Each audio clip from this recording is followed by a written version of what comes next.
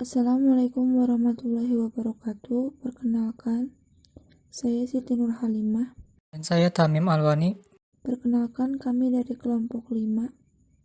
Di sini kami akan membahas sedikit mengenai sejarah Al-Quran di Indonesia. Manuskrip Mushaf Nusantara. Syarat dikatakannya sebagai manuskrip ialah berumur melebihi 50 tahun dengan ditulis tangan. Penulisannya menggunakan hotnaski dengan rasem Uthman, sehingga jumlah setiap huruf yang ada dalam mushaf ini sama seperti yang terdapat di Basrah, Kufah, Syam, Mekkah, Madinah, dan mushaf Imam Uthman. Kekayaan manuskrip Mushaf Nusantara ditulis oleh Ali Akbar dengan judul Hazanah Mushaf Kuno Nusantara dalam buku Filologi dan Islam Indonesia pada tahun 2010. Inti di dalamnya, Ali Akbar menjelaskan bahwa tercatat mushaf yang ada di Indonesia berjumlah 455 mushaf, sedangkan di dunia meliputi Eropa, Asia Tenggara, dan Australia tercatat 203 mushaf Nusantara. Penulis Al-Quran Pusaka. Dalam keterangan museum, mushaf Al-Quran Pusaka diprakarsai oleh Soekarno. Orang yang mendapatkan kepercayaan Soekarno untuk menulis Al-Quran Pusaka Republik Indonesia adalah Profesor Salim Fahri.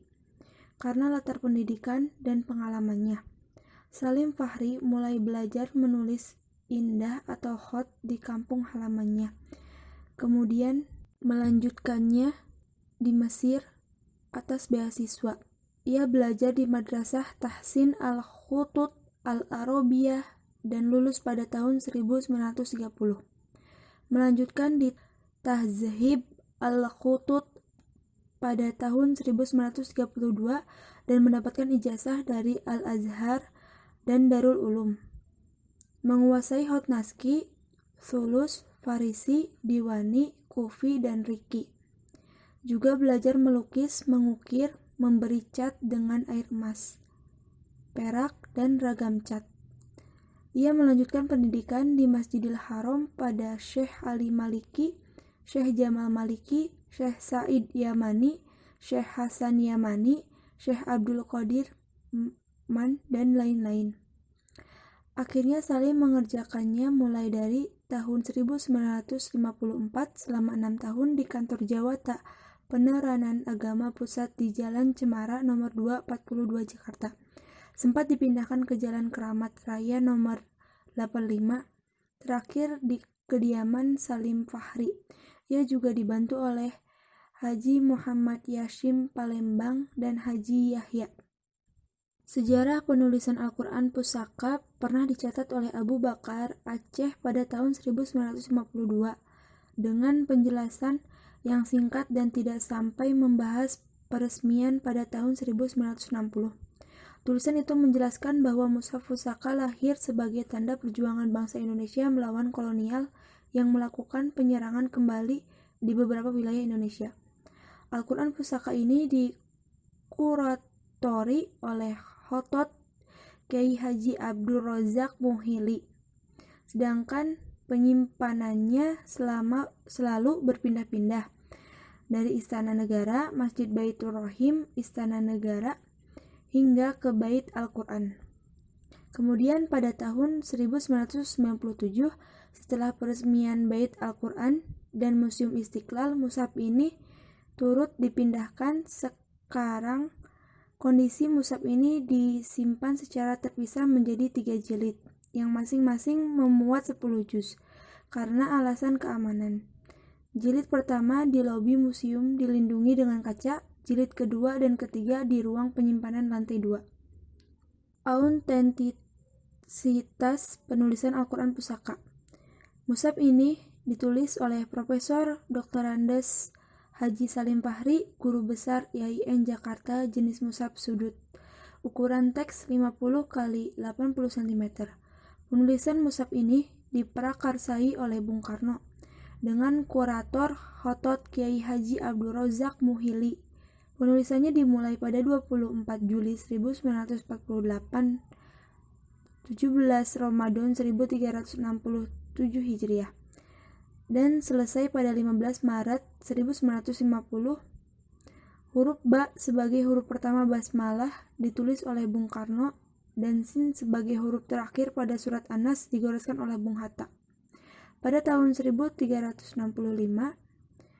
Hijriah atau 1946 Masehi, awal mula ide muncul, kemudian awal penulisannya secara resmi pada tanggal 17 Ramadan tahun 1367 Hijriah bertepatan dengan 23 Juli 1948 Masehi. Dengan goresan awal oleh Presiden Soekarno dan wakilnya Dr. Andes Muhammad Hatta, atas kemudahan dari Allah bisa selesai pada 17 Ramadan 1379 Hijriah, bertepatan dengan 15 Maret 1960. Ia menulis di kantor Jawata Penerangan Agama Pusat di Jalan Cemara nomor 42 Jakarta. Penulisan itu pun diselesaikan setelah 6 tahun lamanya. Pengerjaannya juga sempat dipindahkan ke Jalan Keramat Raya nomor 85, terakhir di kediaman Salim Fahri untuk mengejar target Profesor Dr. Andes Haji Salim Fahri pun dibantu oleh Haji Muhammad Yasin Palembang dan Haji Yahya. Baik, sekarang kita akan membahas mengenai sejarah penulisan Al-Quran di Indonesia. Menurut penulis dalam jurnal Mushaf Al-Quran Nusantara, Perpaduan Islam dan Budaya Lokal menjelaskan bahwa penulisan Al-Quran di Nusantara ini sudah ada kiranya dari akhir abad ke-13, yaitu pada masa kerajaan pertama Islam. Kemudian, penulisan ini secara tradisional atau secara tulis tangan ini terus berlangsung hingga akhir abad ke-19 atau awal abad ke-20. Dengan kata lain, di abad ke-19 dan abad ke-20 ini, para peminat penulisan Al-Quran ini semakin berkurang. Kemudian, penulisan atau penyalinan Mushaf Al-Quran pada abad-abad ke-13 hingga ke-19 ini dilatar belakangi oleh semangat dakwah dan juga semangat pendidikan, yaitu semangat dalam mengajarkan Al-Quran. Dan juga karenanya pada waktu itu belum ada teknologi canggih yang mana bisa mencetak Al-Quran secara banyak sekaligus. Adapun hasil-hasil dari penulisan Al-Quran pada masa waktu itu banyak disimpan di berbagai perpustakaan, museum, pesantren, ahli waris, ataupun kolektor. Kemudian, sponsor penyalinan Al-Quran di Indonesia memiliki 3 sponsor, yaitu kerajaan, yang mana mushaf ditulis oleh para ulama atau seniman yang menerima perintah dari raja. Yang kedua adalah pesantren, dan yang ketiga adalah elit sosial atau kalangan kaum elit. Bahasan yang terakhir adalah perkembangan metode penulisan Mushaf Al-Quran di Indonesia. Di sini kami mendapati ada 3 periode perkembangannya. Yang pertama adalah tulis tangan. Metode ini dimulai dari sejak abad ke-13 Masehi, yang mana telah kita singgung pada bahasan sebelumnya. Dan hasil dari metode tulis tangan ini banyak tersimpan di berbagai museum, perpustakaan, pesantren, dan yang lainnya. Adapun mushaf kuno hasil tulis tangan dari berbagai istana Nusantara, antara lain adalah Mushaf Banten, Mushaf Kanjeng Kiai Al-Quran, dan Al-Quran Banjari. Kemudian metode yang kedua adalah cetak mesin. Dalam metode ini terbagi lagi menjadi beberapa perkembangan dalam penyalinan mushaf. Yang pertama adalah mushaf cetakan awal, yaitu diawali pada akhir abad ke-19, yaitu pada masa peminat penulisan Al-Quran mulai berkurang. Kemudian cetakan yang kedua terjadi di antara tahun 1933 hingga tahun 1983. Perkembangan yang ketiga dimulai dari tahun 1984 hingga tahun 2003. Dan perkembangan yang terakhir dimulai dari tahun 2004 hingga sekarang. Kemudian metode yang ketiga adalah metode digital, yang mana ada karena semakin canggihnya sebuah teknologi. Dalam metode ini terbagi menjadi 3 bentuk Al-Quran dalam digital. Yang pertama adalah Al-Quran digital atau berbentuk visual. Yang kedua adalah audio Al-Quran yang berbentuk file, yang berbentuk MP3 ataupun WAV.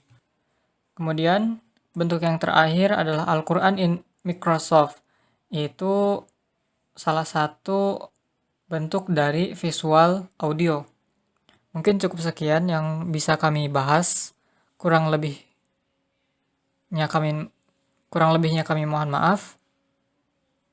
Wassalamualaikum warahmatullahi wabarakatuh.